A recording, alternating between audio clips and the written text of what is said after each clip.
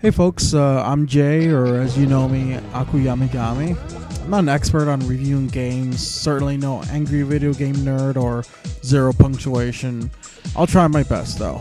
I want to talk about Vigilante 8 Arcade for the Xbox 360. The graphics are about the only good thing I can mention in all this. After that, it doesn't matter how polished the game looks, it still plays like a pale turd. Weapons used to stand out in the background and be recognizable from a good distance, despite the 64's limitations.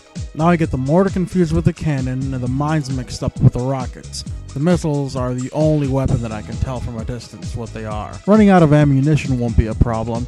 Unlike V8, Arcade won't wait until you're down to your machine gun to throw some new weapons on the board. Unfortunately, that's the only thing it does right before abusing the player again with constrictive rules. Weapons ammunition maxes out at 36 rounds each, instead of 99.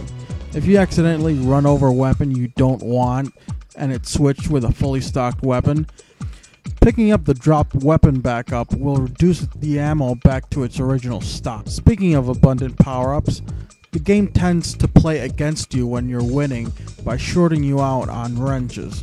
So don't get frustrated driving around for health if it's low. There's plenty of shields, radar jammers, and damage multipliers which the enemy will gladly snatch away from you before you can get there. Charging weapons is a hassle in on itself. Apparently the computer needs the stick to go all the way, no matter what direction I'm pointing it towards. And just for shits and giggles, they won't allow a regular shot to come out of a charge shot at the same time either. You can upgrade your vehicles just like in Second Offense, but I don't honestly think it's worth trying to total an enemy to collect salvage points. The cars don't change in appearance and basically plays the same with or without them, so there's no real need to max out the salvage stats.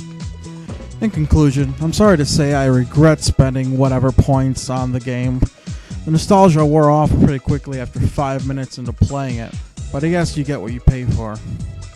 I would rather bust out my 64 and spend 5 minutes blowing on the cartridge just to play the original one. It's a lot more fast-paced, entertaining, and fun.